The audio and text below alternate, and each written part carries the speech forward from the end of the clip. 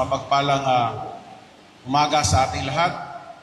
At narito po ako para po ipakita sa inyo simula umpisa hanggang sa matagpuan po natin ang bangkay ni ang ating minor victims, ay ang ating minor missing. So, okay? So, next. So, these are the sequence of my presentation, brief facts, updates, and the other action taken. Okay, next. So, brief facts. So, kung titignan po ninyo, no? Nag-report po ang ating father na si Victorino Tablate noong March 19, 6:30 ng gabi.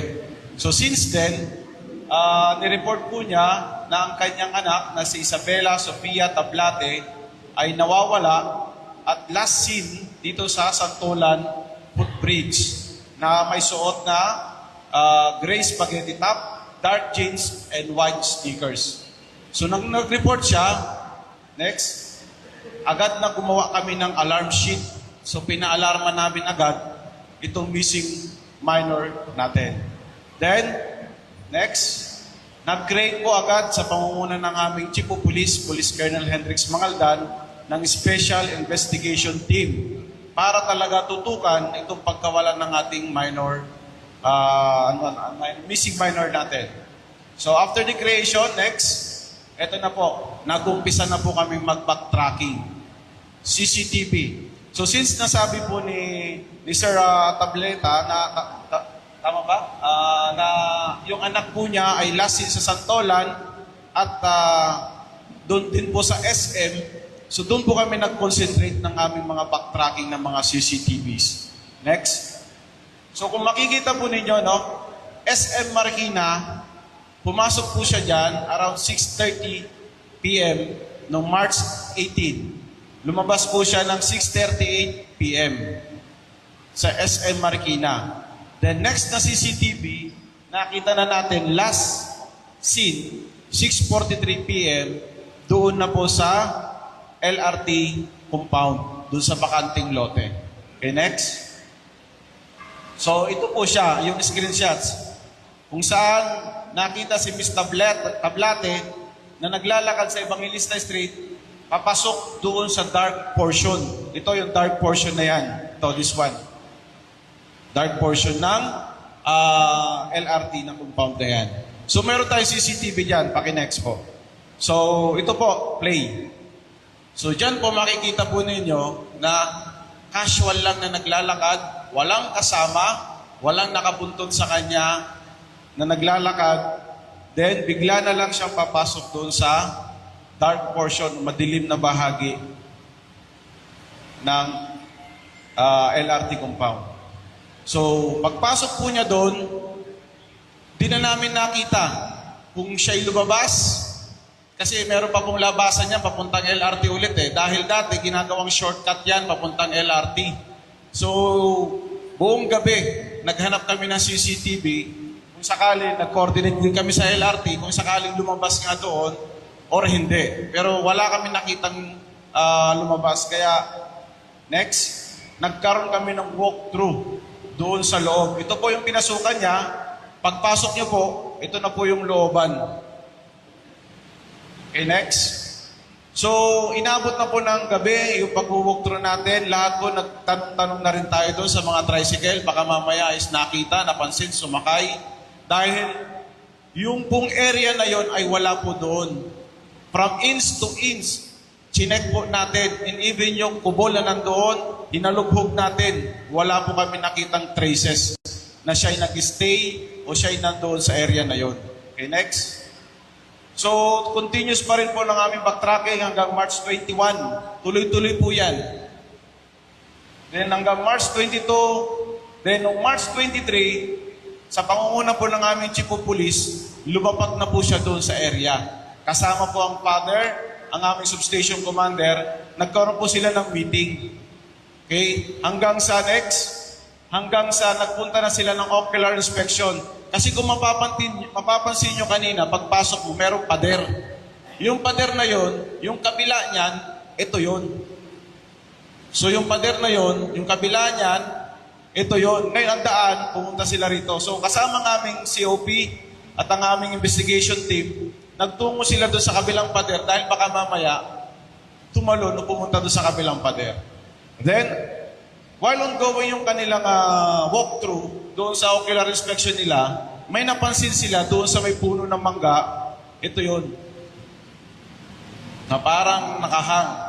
So, nung nilapitan, ayun na nga, na-confirm nila na yung yung naka doon is tao nga na nakahang.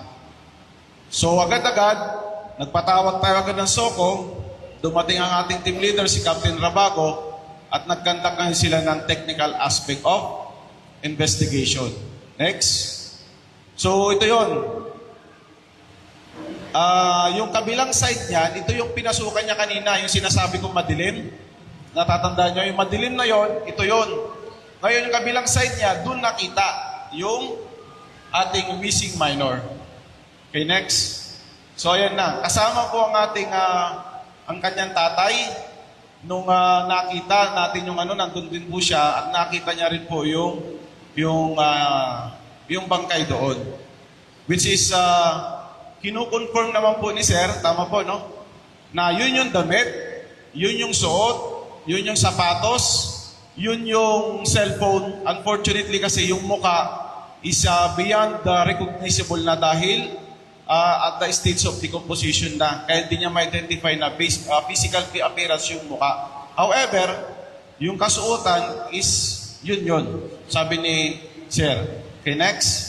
So yun yung sabi niya po rito sa kanyang statement. Kino-confirm niya na yung kasuotan niya, yung damit lahat, is yun yung sa anak niya, pati yung cellphone. Okay, next. So ito po yung cellphone na nakuha. At next, ito rin po yung tali na nakuha doon sa crime scene. So nung nakita ng ating investigation team na pumasok siya sa SM at pumasok siya sa hardware, agad na nagtungo yung ating investigation team doon sa Ace Hardware sa loob ng SM Marikina. At doon, napag-alaman nila sa cashier mismo, next. Hindi, back mo ba? Ito yung cashier. Napag-alaman nila sa cashier, next, na may bumili na isang dalagita ng tali doon sa kanilang hardware na nagmamatch dito sa tali sa crime scene. Nung pinakita natin yung picture ng missing minor, kinonfirm nung cashier na yun yung bumili ng tali doon sa kanilang Ace Hardware. Okay, next. So ito yung statement niya confirming na yung taling na-recover is same tali na binili ng bata doon sa Ace Hardware. Okay, next. So ito rin yung statement ng ex-boyfriend niya. Nakalagay din dyan na merong mga dyan. Next. Then yung best friend po niya, statement din. Ang nakalagay po sa mga statement ng mga best friend niya ay, next, mayroong siningit na letter yung ating missing minors dito sa kanyang mga best friend. 3 missing letters at ang sinasabi dito sa isa, I'm sorry to go soon before your birthday. Then sabi niya rin doon, sorry anak, ha? Pagod na kasi si mama. I hope you, then ito naman, is nagpapasalamat din siya. So isiningit yan, kinonfirm din ng mga kaibigan niya na sulat kamay ng missing person natin na to. Kinonfirm nila na sulat yan at sinuksok nga nung ating missing person sa kanilang mga gamit. Nalaman na lang nila yan pag uwi ng bahay kasi magkakasama sila during that time. Okay, next. So, since yung mukha ng ating missing person is beyond recognizable, kumuha tayo ng dental records niya doon sa school. Which is binigyan naman tayo and we have already submitted sa crime lab. Okay, next. So, ang missing na lang noon is yung kanyang daladalang bag. Kung mapapansin nyo kanina, habang siya naglalakad, meron siyang bag na brown at sa kaliwang kamay niya, meron siyang bit-bit na paper bag. Paper bag yun eh. So yun ngayon ang hinahanap natin doon sa area. Yung kanina na pinasukan niya madilim, ito yun. Ngayon, yung bag na yan, dito natin na-recover sa gitna, in between. Kasi ito, pader to this side, then additional pader sa kabilang side kung saan siya natagpuan. Okay, next. So dito yan, nakasiksik in between sa dalawang pader. Yung pader na yan dito, yung pader na yan doon, then ito yung gamit niya, nakatago doon. Okay, next. So ito po yung laman. Ito yung bitbit niyang Ace Hardware. Ito yung resibo. Ito po yung pinaglagyan ng tali. And this t-shirt confirmed by kanyang mga best friend na kasi last day of school na nila yun eh.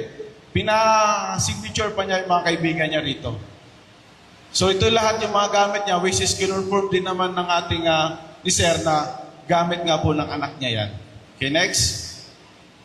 So, nung nasa morgue na yung missing person natin, yung missing minor natin, nagpunta yung father doon sa morgue to physically tignan yung body kung yun nga yung katawan niya kasi yung mukha medyo wala na yung yung physical na lang, yung kamay, yung body, yung paa. Which is, nung makita ng ating ni Sir yung kanyang yung body, kinonfirm na niya na anak nga niya yon. Dahil sa ngipin, dahil may ano sa ngipin, yung daliri, medyo nabali itong hindi liit. Tama ba, Sir? Tapos yung kuko sa paa dahil na ano sa pagbabadminton namatay.